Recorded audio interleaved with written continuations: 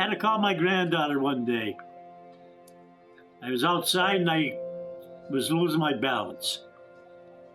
And I said, something has to be done. I need help. I don't want to end up in the home, I'll tell you that, Home is where the heart is, and it must be a very scary thing to feel like you have to leave your home in order to stay safe. Being able to help people stay where they are comfortable, where they made memories, where they grew families, is incredibly important to us.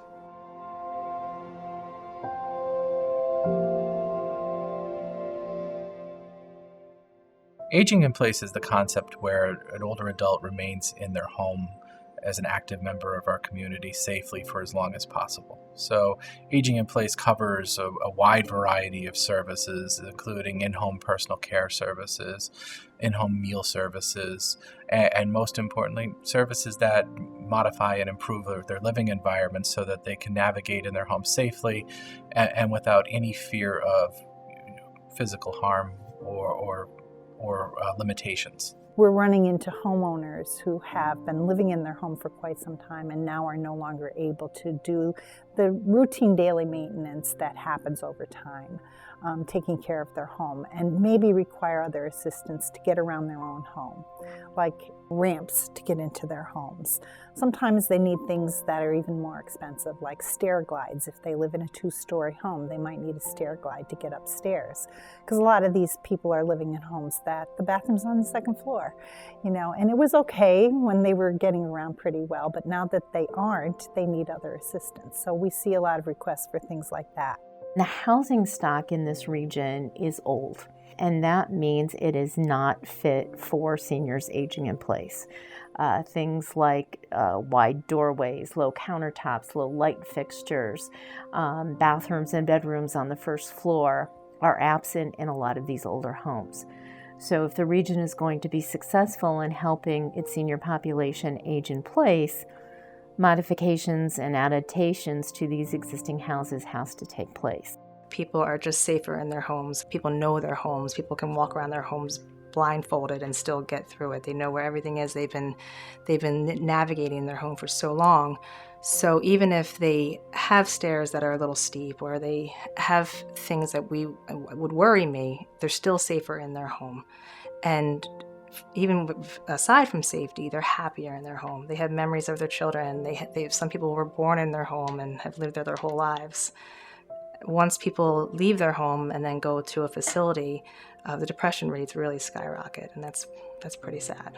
Facility placements are extremely expensive, and the burden on the individual and their finances and the family is tremendous. The hope with aging in place is that we will be able to make changes and modify a person's environment so that they can rely less on services that are invasive and can remain in their home for a much longer period of time.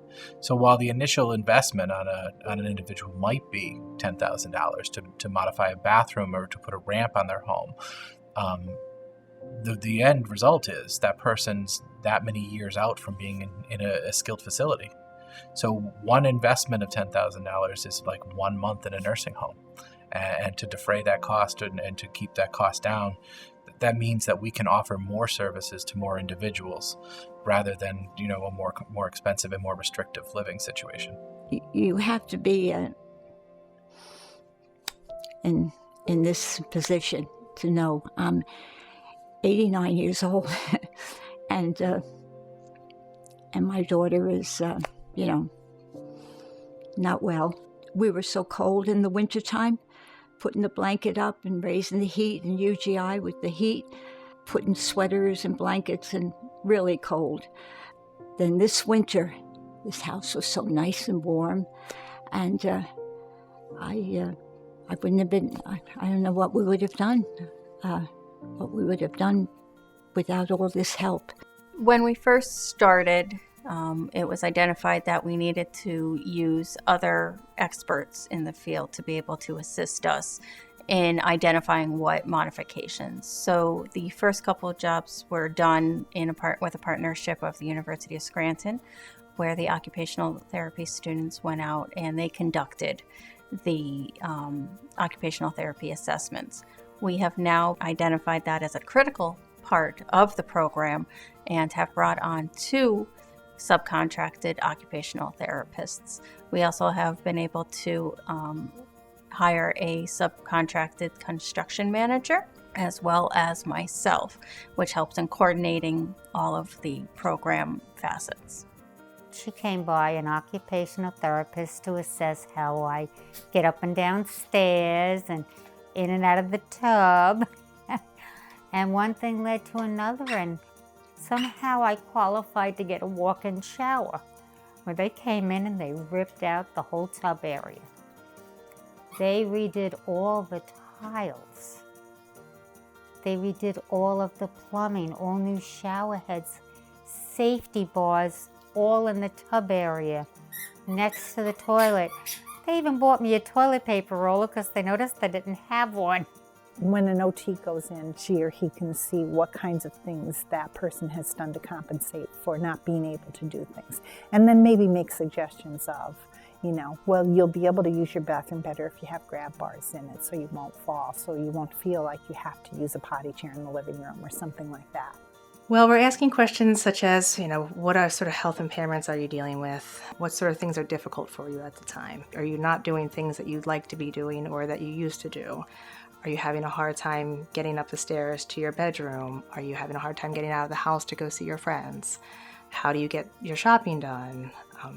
So we take a look at the basics, but we also look at what is making your life feel meaningful and valuable. It's healthier for an individual, mental health, to be in their own environment, their own neighborhood. Things that breed familiarity to them is extremely important. So given the fact that we have a large segment of our population that is seniors, and will continue to have that in place for several decades, it's important to address that component of our community so that they live with dignity. They can spend their money locally, they can volunteer and participate in local activities, and be thriving members of the community. When you do things like that in a region, you create a culture or an environment that more people want to live in. They need just a lot of small stuff that they can't do. And there's not a lot of people out there doing it, or they don't know somebody to hire, or it's just not possible money-wise. So that's where this program to me is super important. They put in a new ramp, fixed some electrical issues that we had, safety lights outside so that when we come home, they come on. We could have never done this on our own. So it's made life much easier on myself and on him. They put a new toilet in, they put grab bars in so I could get up. They're putting a new shower in, and they put a little bars outside right now for the steps. It means a lot. We would like to implement the program into surrounding counties as well. We started in Lackawanna County as that's where our roots are. We also will be formulating a multidisciplinary team to assist with resource connection and triaging with other agencies to be able to better serve the homeowners. We hope to bring on more funding partners and more collaborations to assist with helping the homeowners to the best of the community's ability. We'll also be bringing on a handyman service to help with small home repairs that the individual just isn't able to help with the upkeep of the home anymore. We'll be putting together a financial capability portion of the program as well to assist the homeowners in ensuring that they're able to financially stay in the house or to better plan for their future. And lastly, we will be putting together a 5-year strategic plan around aging in place for the community.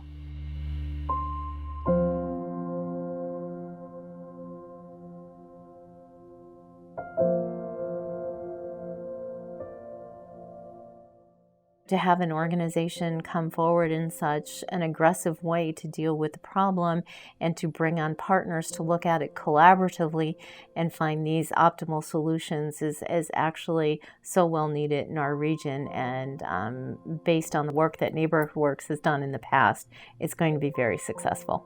NeighborWorks has been one of the very first and one of the strongest partners that we've established.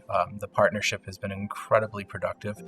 We've helped more people than we anticipated in a very short period of time, and we've stretched resources much further than we anticipated. The overall success is these individuals are living in their homes. We're scaling back on traditional services that were just stopgap measures to help them stay in their environments, and we're actually making substantive changes to their lifestyles and to their living environments so that they can continue on in their homes happy, healthy, and actively. For me and all my guys, I know for sure that what we do is absolutely the most rewarding job we've ever had. At the end of the project, to see how their lives have changed and how happy they are, and to be able to do it every day and make a difference every day is just the best you could ask for. If I could help someone continue to not see themselves as an older person that just can't do what they want to anymore, and avoid the sadness and despair that comes with that, that really makes me feel good. It's an incredible feeling to be able to know that you help somebody stay safe, keep their dignity, and to be able to stay in their own home that many of them have lived in for 40, 50 years and will be able to stay in much longer.